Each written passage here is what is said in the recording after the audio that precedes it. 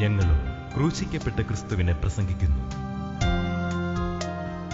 ദൈവത്തിന് സ്തോത്രം. വാഗ്ദത്തം, അതാണ് നമ്മുടെ ചിന്താ വിഷയം. വാഗ്ദത്തം, പരിശുദ്ധാത്മാവ് എന്ന വാഗ്ദത്തം. പരിശുദ്ധാത്മാവ് യാചിക്കണം. ലൂക്കോസിന് ശേഷം 11-ാം അധ്യായത്തിൽ നാം ഒരു മനോഹരമായ സംഭവം കാണുന്നുണ്ട്, ഒരു ഉപമ കാണുന്നുണ്ട്. ഉപമ കർത്താവ് ഈ ആർത്തി കൊണ്ട് യാചിക്കണം എന്നുള്ളതിനെ കുറിച്ച് പറയുന്ന ഒരു ഉപമയാണ്. അത് നമുക്ക് വായിക്കാം. 11-ാം അധ്യായം 5-ാം വാക്യം വായിക്കാം. പിന്നെ അവൻ അവരോട് പറഞ്ഞത്, നിങ്ങളിൽ ആർക്കെങ്കിലും ഒരു സ്നേഹിതനുണ്ട് എന്നിരിക്കട്ടെ. അവൻ അർദ്ധരാത്രിക്ക് അവന്റെ അടുക്കൽ ചെന്ന്, സ്നേഹിത, എനിക്ക് 3 അപ്പം വായ്പ തരേണം. എന്റെ ഒരു സ്നേഹിതൻ വഴിയാത്രയിൽ എന്റെ അടുക്കൽ വന്നു. അവനെ വിളമ്പിക്കൊടുപ്പാൻ എന്റെ പക്കൽ ഏതുമില്ല എന്ന് അവനോട് പറഞ്ഞാൽ, എന്നെ പ്രയാസപ്പെടുത്തരുത്, കതക് അടച്ചിരിക്കുന്നു, പൈതങ്ങളും എന്നോടുകൂടെ കിടക്കുന്നു, എഴുന്നേറ്റ് തരുവാൻ എനിക്ക് കഴിയുകയില്ല എന്ന് അകത്തു നിന്ന് ഉത്തരം പറഞ്ഞാലും, അവൻ സ്നേഹിതനാകെ കൊണ്ട് എഴുന്നേറ്റ് അവന് കൊടുക്കയില്ലെങ്കിലും, അവൻ ലജ്ജ കൂടാതെ മുട്ടിക്ക് നിമിത്തം എഴുന്നേറ്റ് അവന് വേണ്ടുന്നിടത്തോളം കൊടുക്കുമെന്ന് ഞാൻ നിങ്ങളോട് പറയുന്നു. യാചിപ്പീൻ എന്നാൽ നിങ്ങൾക്ക് കിട്ടും, അന്വേഷിപ്പീൻ എന്നാൽ നിങ്ങൾ കണ്ടെത്തും, മുട്ടുവിൻ എന്നാൽ നിങ്ങൾക്ക് തുറക്കും. ഒരു മനുഷ്യൻ, നല്ല മാന്യനായ മനുഷ്യനാണ്. അദ്ദേഹത്തിൻ്റെ വീട്ടിലിടയ്ക്ക് ഒരു അതിഥി വരാറുണ്ട്. അതിഥി യാത്ര പോകുന്ന മനുഷ്യനാണ്. യാത്ര പോകുന്നതിനിടയ്ക്ക് ഈ വീട്ടിൽ കയറും. ഒരു സ്നേഹിതനാണ്. ആ വീട്ടിൽ കയറും. നല്ല ഉറപ്പുണ്ടാകും വീട്ടിൽ ചെന്നാൽ ഭക്ഷണം കിട്ടും, ഇനി യാത്ര ചെയ്യാനുള്ള ആഹാരത്തിനുള്ള മാർഗം കിട്ടും, വിശപ്പ് മാറും. അത് പതിവാണ്. ഇതേ ആ വീട്ടുകാരൻ്റെ തൊട്ടടുത്ത് ഒരു സമ്പന്നനായ വീട്ടുകാരനുണ്ട്, സമ്പന്നനായ മനുഷ്യൻ. ഈ അതിഥി ഒരു ദിവസം രാത്രിയായി, പാതിരിയായി തോന്നുന്നു, അതിഥി അവിടെ വന്നു. പതിപോലെയാണ്, ആ സ്വാതന്ത്ര്യത്തോട് തോന്നുന്നു. വീട്ടുകാരൻ സ്തംഭിച്ചു പോയി. ശിവ കഷ്ടം, ഇന്ന് ഈ അതിഥിക്ക് കൊടുക്കാനൊന്നും ഇല്ലല്ലോ. എന്ന് വന്നാലും ആഹാരം കൊടുക്കാറുണ്ട്, ഈ നട്ടപ്പാതിരിക്ക് വന്നാൽ ഇനി എന്ത് കൊടുക്കും? വിഷമിച്ചു. എന്താ പോകാൻ വഴി? വിഷമിച്ച് നിന്നാൽ പറ്റില്ലല്ലോ. അദ്ദേഹം പറഞ്ഞു, കുളിച്ചിട്ട് വാ, ഭക്ഷണം കഴിക്കാം. ഭക്ഷണം അവിടെ ഇല്ല. പിന്നെ അങ്ങനെ പറയാൻ കാരണം, കുളിച്ചിട്ട് വാ. അതിഥി കുളിക്കാൻ പോയി. ആ സമയത്ത് പിറകിലെ വാതിൽ കൂടി അയൽപക്കത്തേക്ക് ഓടി. അയൽപക്കത്ത് സമ്പന്നനായ ഒരു മനുഷ്യനുണ്ടല്ലോ, സമ്പന്നനായ മനുഷ്യൻ അദ്ദേഹത്തിൻ്റെ അടുക്കിലേക്ക് ചെന്നു. വാതിൽക്ക് മുട്ടി. ഉറങ്ങിക്കിടക്കുകയല്ലേ, വാതിൽക്കൽ മുട്ടി. തിരുതിരി മുട്ടിയപ്പോൾ അദ്ദേഹം കിടക്കുന്ന എഴുന്നേക്കാതെ പറഞ്ഞു, ആരാ മുട്ടുന്നത്? അതായത് ഞാനാണ്. എന്താ എന്നെ കാര്യം? എൻ്റെ ഒരു വിരുന്നുകാരൻ വന്നിട്ടുണ്ട്, എന്നും വരുമ്പോൾ ഭക്ഷണം കൊടുക്കാൻ ഉണ്ടാവാറുണ്ട്. പാതിരിയായി, വീട്ടിലൊന്നുമില്ല, ഇനി ഒന്ന് സഹായിക്കാമോ? ഞാൻ ഇപ്പോൾ ഒരു നിർവാഹവുമില്ല, കാരണം ഞാൻ ഉറക്കമായി. സാറില്ല, ഞാൻ ഉറക്കത്തില്ല, ഞാൻ ഈ കുഞ്ഞുങ്ങളെൻ്റെ കൂടെ കിടക്കുന്നു. ഈ മക്കൾ അവർ ഉറക്കുന്നില്ല, ഈ ഞാൻ എഴുന്നേറ്റാൽ പിന്നെ ബഹളമാകും, കരച്ചിലാകും, വിഷമാകും. അത് പറ്റില്ല കേട്ടോ, വേണ്ട, നിങ്ങൾ പോയിക്കോ, നിൽക്കണ്ട. പക്ഷേ ഇദ്ദേഹത്തിന് പോകാനൊക്കെ പറ്റില്ല. അവിടെ അതിഥി കുളിച്ച് വരുമ്പോഴേക്കും ആഹാരം കൊടുക്കണം. എന്തു ചെയ്യും? വീണ്ടും മുട്ടി. സ്നേഹിത പറഞ്ഞില്ലേ, നിങ്ങൾ പോയിക്കോ, കുട്ടികൾ എൻ്റെ കൂടെ കിടക്കുന്നു, തരാൻ കഴിവില്ല കേട്ടോ, മാർഗമില്ല. പിന്നെയും മുട്ടിയപ്പോൾ പറഞ്ഞു, അയ്യോ ഞാൻ ഇവിടെ നിങ്ങൾ പറഞ്ഞില്ലേ എനിക്ക് എഴുന്നേറ്റാൻ കഴിവില്ല, നിർവാഹമില്ല, അതുകൊണ്ടാണ്, നിങ്ങൾ പൊയ്ക്കോ. പിന്നെയും വീണ്ടും മുട്ടിക്കൊണ്ടിരുന്നു. അപ്പോൾ പറഞ്ഞു, ഒരു കാര്യം ചെയ്യ്, ഞാൻ ഈ വാതിലങ്ങ് തുറന്നിട്ടേക്കാം, അകത്ത് ചെന്ന് അവിടെ കബോർഡിൽ ആഹാരമൊക്കെ ഇരിപ്പുണ്ട്, അവിടെ ഇഷ്ടംപോലെ ഉണ്ട്. അല്ല, എനിക്ക് ഒരു 3 അപ്പം തന്നാൽ മതി, 3 അപ്പം വായ്പ തരണം, വായ്പയായിട്ട് തന്നാൽ മതി. അതൊക്കെ ശരി, പക്ഷേ ഉണ്ട്, 3 അല്ല, ഇഷ്ടംപോലെ എടുക്കാം. നിങ്ങൾ അവിടെ അകത്ത് കബോർഡിൽ നിന്ന് നിങ്ങൾക്ക് ആവശ്യമുള്ളിടത്തോട് പോയിക്കോ, വേണ്ടുന്നുള്ളത് കൊണ്ടുപോയിക്കോ എന്ന് പറഞ്ഞു. അദ്ദേഹം എഴുന്നേറ്റില്ല. അദ്ദേഹം ആ കുട്ടികളുടെ കൂടെ തന്നെ കിടന്നു. ഈ യാചകനെ പോലെ ചെന്ന മനുഷ്യൻ അകത്ത് ചെന്നു. അത് എല്ലാം ആവശ്യമുള്ളത്ര, 3 അപ്പമേ ചോദിച്ചുള്ളൂ, ആവശ്യമുള്ളത്ര എല്ലാം കൊണ്ടുവന്നു അതിഥിക്ക് കൊടുത്തു. അതിഥിയെ സൽക്കരിച്ചു, സന്തോഷമായി. അർദ്ധരാത്രിയിൽ ചെന്ന് മുട്ടി. അത് പറഞ്ഞിട്ടാണ് കർത്താവ് ഈ കാര്യം പറഞ്ഞത്. യാചിപ്പി നിങ്ങൾക്ക് കിട്ടും, മുട്ടി നിങ്ങൾക്ക് തുറക്കപ്പെടും, അന്വേഷിപ്പി നിങ്ങൾ കണ്ടെത്തും. ഈ ഉപമ പറഞ്ഞിട്ടാണ് കർത്താവ് പറയുന്നത്. ദൈവത്തിന് സ്തോത്രം. മുട്ടിപ്പാട്ട് യാചിക്കണം. എന്തിനു വേണ്ടിയാ? IELTS പാസ്സാണെന്നല്ല, OET പാസ്സാണെന്നല്ല, വിദേശത്ത് ജോലി കിട്ടണമെന്നല്ല, അതല്ല. മുട്ടിപ്പായി പറയും, ആത്മാവിനെ തരണം. അതേപോലെ ബേസിസ് വേണം. ആത്മാവിനെ കിട്ടിയാൽ മറ്റു വേണ്ടതൊക്കെ കിട്ടിക്കൊള്ളും, പരീക്ഷ പാസ്സാകും. ഇന്നലെ ഒരു ആൾ വിളിച്ചു, സാറേ ഞാൻ എഴുതി, അത്ഭുതം, എനിക്ക് OET പാസ്സാകാൻ പറ്റി. ദൈവത്തിന് സ്തോത്രം, വളരെ നല്ലത്, ദൈവത്തിന് മഹത്വം കൊടുക്കുക പറഞ്ഞു. ദൈവത്തിന് സ്തോത്രം. വേറൊരാൾ പറഞ്ഞു, സാറേ 7 പ്രാവശ്യം ഞാൻ തോറ്റതായിരുന്നു, ഈ പ്രാവശ്യം ഞാൻ എഴുതി, ഈ പ്രാവശ്യം എനിക്ക് അത് കിട്ടി, പക്ഷേ ഒരു കുഴപ്പമായിരുന്നു, ആദ്യം അത് ശരിയായില്ല, പിന്നെ ഞാൻ റീവാലുവേഷൻ കൊടുത്തു, കിട്ടി. സ്തോത്രം. ആയിരിക്കാമെന്ന് എനിക്കറിയാൻ പാടില്ല, ഈ വാട്സാപ്പിൽ മെസ്സേജിൽ ആളെ അറിയാൻ പാടില്ലല്ലോ, നമ്പറിലേക്ക് കിട്ടുള്ളൂ. ദൈവത്തിന് സ്തോത്രം. പ്രിയപ്പെട്ടവരെ, മുട്ടിക്കൊണ്ടേയിരിക്കുക, കിട്ടാതെ മാറില്ല. അടിസ്ഥാനം ഉറപ്പിക്കണം. ക്രിസ്തുവിന്റെ അടിസ്ഥാനം, പരിശുദ്ധാത്മാവിന്റെ അടിസ്ഥാനം, നിത്യനായ ദൈവത്തിൻ്റെ അടിസ്ഥാനം. കർത്താവിന് സ്തോത്രം. ദൈവത്തിന് ഒരു നാമം മഹത്വപ്പെടട്ടെ. അനുഭവങ്ങളുണ്ട് കേട്ടോ, അനുഭവങ്ങൾ ധാരാളം അനുഭവങ്ങളുണ്ട്, ധാരാളം അനുഭവങ്ങൾ. പ്രാർത്ഥന കേൾക്കുന്ന ദൈവമുണ്ട്. കർത്താവ് എനിക്ക് അനുഭവങ്ങൾ തന്നിട്ടുണ്ട്, ഞങ്ങൾക്ക് അനുഭവങ്ങൾ തന്നിട്ടുണ്ട്. എന്തെല്ലാം പറഞ്ഞാൽ തീരില്ല. അനുഭവങ്ങൾ, വലിയ അനുഭവങ്ങൾ. പ്രാർത്ഥന കേൾക്കുന്നൊരു ദൈവം, നിങ്ങൾ വിശ്വസിക്കൂ, പ്രാർത്ഥന കേൾക്കുന്നൊരു ദൈവം. സ്തോത്രം. അതുകൊണ്ട് നമ്മുടെ ജീവിതത്തിൽ അടിസ്ഥാനം ക്രിസ്തുവായിരിക്കണം. ക്രിസ്തുവിൽ അടിസ്ഥാനപ്പെടണം. ക്രിസ്തുവിൽ അടിസ്ഥാനപ്പെട്ടിട്ടാണ് നാം ഓരോ വിഷയം പ്രാർത്ഥിക്കുന്നതെങ്കിൽ അത് നടന്നിരിക്കും. ക്രിസ്തുവിൽ അടിസ്ഥാനപ്പെടാതെ നാം ഈ റിസൾട്ട്, അതിൻ്റെ ഫലം, പരീക്ഷ പാസ്സാകണം അല്ലെങ്കിൽ ജോലി കിട്ടണം എന്നുള്ളത് പറഞ്ഞ പറ്റില്ല. അതിൻ്റെ കടം മാറണം പറഞ്ഞ പറ്റില്ല. അതുകൊണ്ട് കാര്യമില്ല. ആദ്യം ക്രിസ്തുവിൽ നിങ്ങൾ വേരൂന്നണം. നിങ്ങൾക്കൊരു മാനസാന്തരം കിട്ടണം. നിങ്ങൾ വീണ്ടും ജനിക്കണം. നിങ്ങളുടെ ഉള്ളിലെ പഴയ മനുഷ്യൻ മരിക്കണം. സ്തോത്രം. പഴയ മനുഷ്യൻ മരിക്കണം. എൻ്റെ കർത്താവിന് സ്തോത്രം. യഹോവയിൽ ആശ്രയിച്ച് നന്മ ചെയ്യുക, ദേശത്ത് വറുത്ത് വിശ്വസ്തയായിരിക്കുക, യഹോവയിൽ തന്നെ രസിച്ചു കൊള്ളുക, അവൻ നിന്റെ ഹൃദയത്തിലെ ആഗ്രഹങ്ങൾ നിനക്ക് തരും. സ്തോത്രം. എന്തൊരു ഭാഗ്യം. അവൻ നിന്റെ ഹൃദയത്തെ ആഗ്രഹങ്ങൾ നിനക്ക് തരും. എന്താ വേണ്ടത്? ആദ്യം എന്താ വേണ്ടത്? യഹോവയിൽ ആശ്രയിച്ച് നന്മ ചെയ്യുക, ദൈവമുള്ളവനായി ജീവിക്കുക. സഹോദരങ്ങളെ, ഇന്ന് നിങ്ങൾ ഇത് കേട്ടുകൊണ്ടിരിക്കുമ്പോൾ നിങ്ങൾ പറയണം കർത്താവിനോട്, കർത്താവേ, എനിക്ക് ഒന്നാമത്തെ കാര്യം യേശുക്രിസ്തു എൻ്റെ ഉള്ളിൽ വസിക്കുക എന്നുള്ളതാണ്. പരിശുദ്ധാത്മാവിൻ്റെ ഉള്ളത്തിലേക്ക് വരിക എന്നുള്ളതാണ്. അതാണ് ഒന്നാമത്തെ കാര്യം. മറ്റു കാര്യങ്ങൾ ഞാൻ പുറയിലേക്ക് മാറ്റി വയ്ക്കുന്നു. പിന്നെ എനിക്ക് എന്തെല്ലാം നല്ലത് ആവശ്യം എന്നുള്ളത് നിനക്കറിയാം, നീ തരികയും ചെയ്യും, എനിക്കറിയാം, നല്ല ഉറപ്പാണ്. മക്കളുടെ കാര്യം അപ്പം നോക്കുകയില്ലേ? ഞാൻ നിന്റെ മകനായി തീരുക എന്നുള്ളതാണ് ഒന്നാമത്തെ കാര്യം. കർത്താവേ, ഞാൻ നിന്റെ മകളായി തീരുക എന്നുള്ളതാണ് ഒന്നാമത്തെ കാര്യം. മകളായി തീരുക, മകനായി തീരുക. എല്ലാം പഴയ മനുഷ്യൻ മരിച്ചു.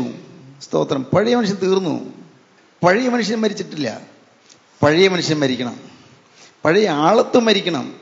പഴയ സ്വഭാവം മരിക്കണം. പഴയ ജഡീക പ്രകൃതി മരിക്കണം. പഴയ മനോഭാവം മരിക്കണം. മുട്ടിപ്പായി പ്രാർത്ഥിക്കണം, കർത്താവേ, എൻ്റെ പഴയ മനുഷ്യൻ മരിച്ചേ പറ്റൂ. 3 അപ്പം വായ്പ തരണമേ. സ്തോത്രം. ഏതൊക്കെയായിരിക്കും 3 അപ്പം? ഞാൻ ചിന്തിച്ചു, വേദപുസ്തകം വായിക്കാൻ നോക്കിയിപ്പോൾ ഒന്നും മനസ്സിലായില്ല. ഞാൻ വിചാരിച്ചു, ദൈവസ്നേഹം 1, കർത്താവിന് സ്തോത്രം 2, കർത്താവിൻ്റെ വിശുദ്ധി 2, 3 കർത്താവിൻ്റെ വിശ്വാസം മതി. ദൈവസ്നേഹം, ദൈവത്തിൻ്റെ വിശുദ്ധി, ദൈവത്തോടുള്ളതായ സ്നേഹം, ദൈവത്തിൻ്റെ വിശുദ്ധി, ഇതിലുള്ള വിശ്വാസം. 3 അപ്പം വായ്പ തരണം. ഈ 3 അപ്പം നിങ്ങൾ കിട്ടിക്കഴിഞ്ഞാൽ നിങ്ങൾക്ക് തീർച്ചയായിട്ടും നിങ്ങൾക്ക് മുന്നോട്ട് പറന്ന് ഉയരാം, പറന്ന് പോകാം. സ്തോത്രം. തീർച്ചയായിട്ടും എനിക്ക് നിങ്ങളോട് സ്നേഹമുണ്ട്, സത്യം. കാരണം എനിക്കറിയാം യേശു നിങ്ങളെ സ്നേഹിക്കുന്നു. എന്തെങ്ങനെയൊക്കെ പറയുന്നത്? നിങ്ങളുടെ സ്നേഹമുണ്ടെന്ന് പിന്നെ പറയുന്നത് എന്തുകൊണ്ടാണ്? നിങ്ങൾ ധരിച്ചിട്ടില്ല. യേശു നിങ്ങളെ സ്നേഹിക്കുന്ന നിങ്ങൾക്ക് ഇപ്പോഴും നിങ്ങൾക്ക് ബോധ്യം വരുന്നില്ല. നിങ്ങളുടെ പ്രശ്നം യേശു കാണുന്നുണ്ട്. മോനെ, നിന്റെ കടഭാരം യേശു കാണുന്നുണ്ട്. മോളെ, നിന്റെ ഹൃദയത്തിലെ വേദനകൾ യേശു കാണുന്നുണ്ട്.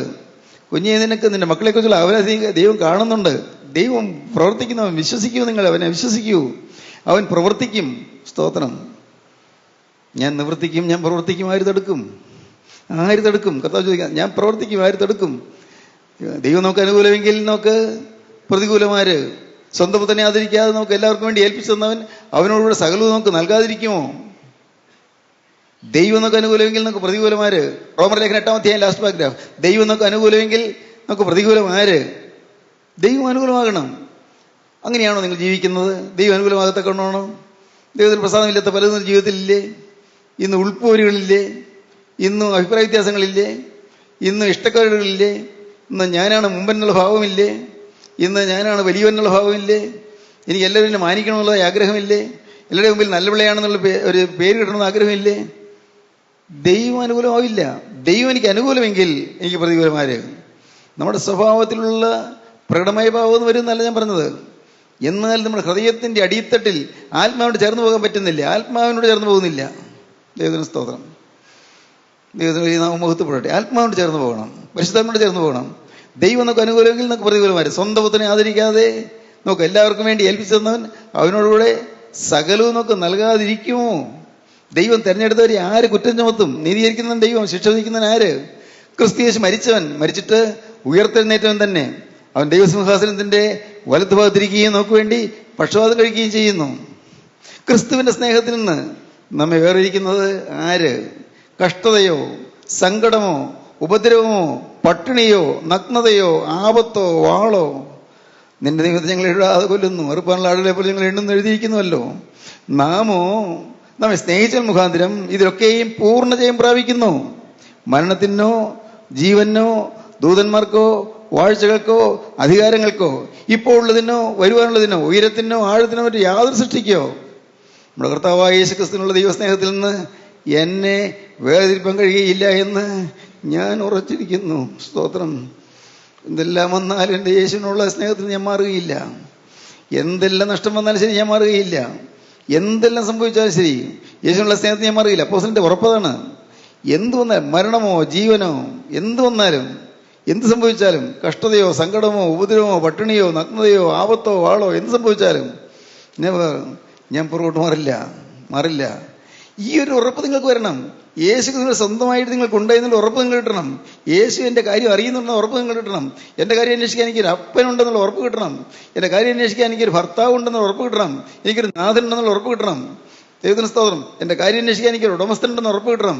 യേശു ക്രിസ്തുവിൻ്റെ കാര്യം അന്വേഷിക്കാൻ എനിക്ക് ഉടയവനായിട്ടുണ്ട്. സ്തോത്രം. ഈ ഉറപ്പ് കിട്ടിക്കഴിയുമ്പോൾ പിന്നെ നല്ല പുതുപുഞ്ചിരിയോടെ നമുക്ക് മുന്നോട്ട് ഓടാം.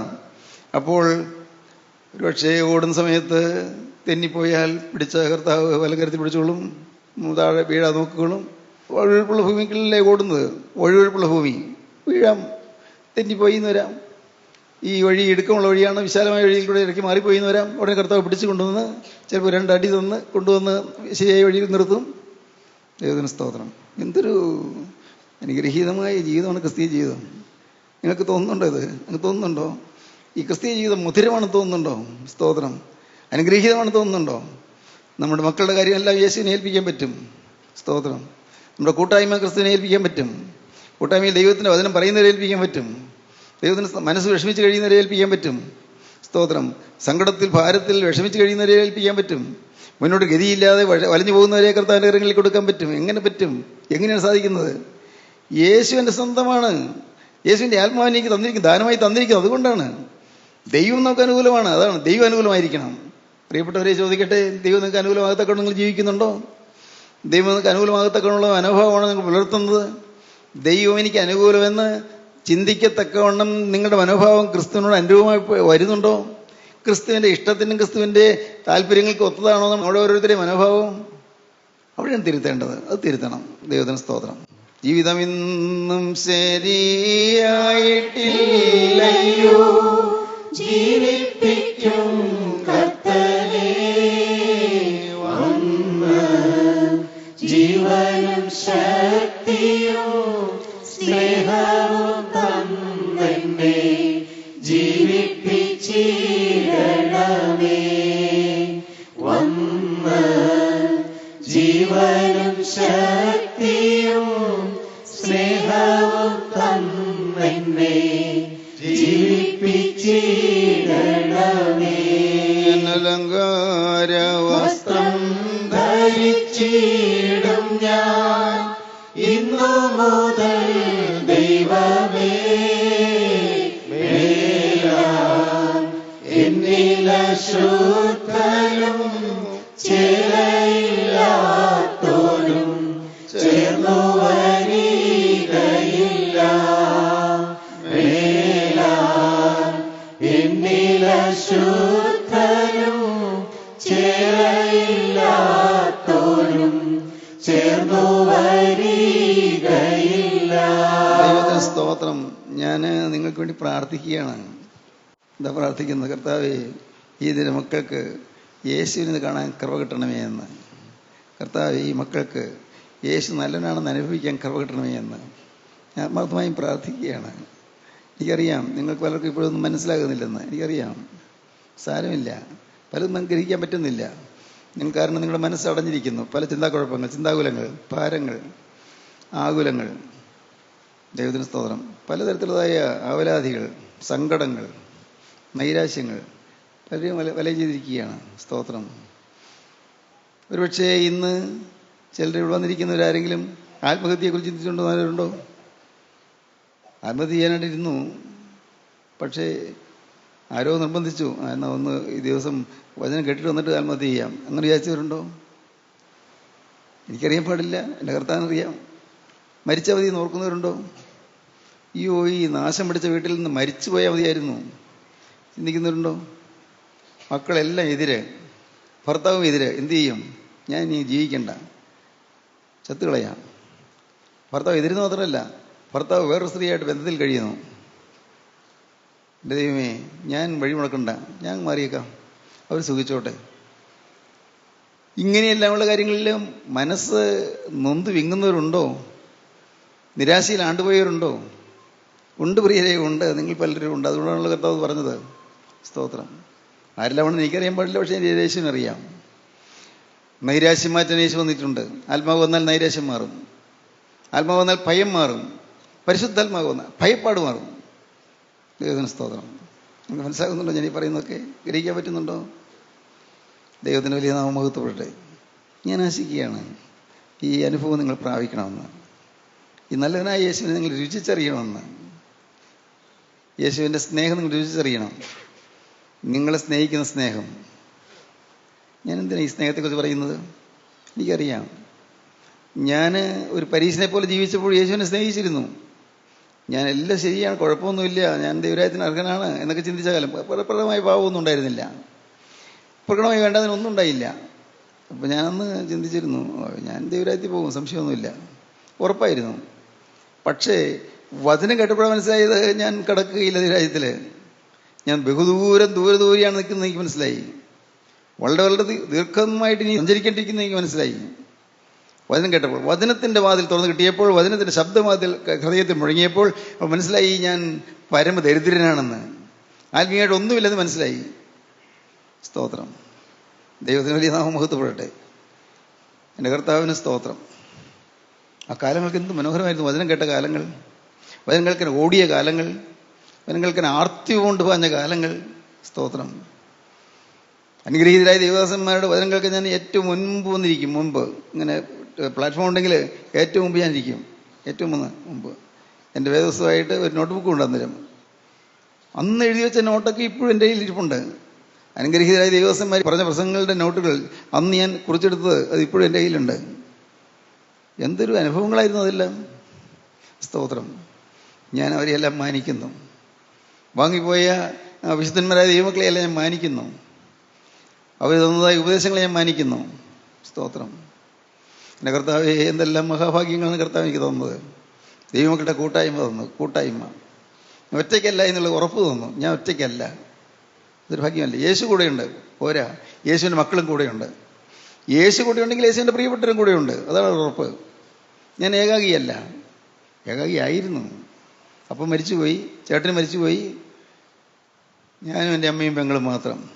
ഏകാഗിയായിരുന്നു. സ്തോത്രം. എവിടെയോ ഞാൻ വായിച്ചു ഏകാന്തപഥികനെന്ന്. ഏകാന്തപഥികൻ, ഒറ്റയ്ക്ക് യാത്ര ചെയ്യുന്നവൻ.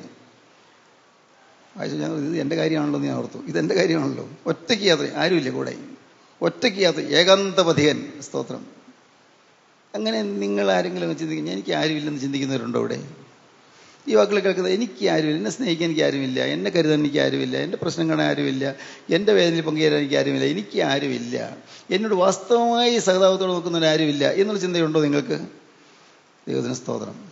എൻ്റെ കർത്താവ് നിങ്ങളോട് പറയുന്നു, മോനെ, നിരാശ മാറ്റി കളയുക, നിനക്ക് ഞാനുണ്ട്.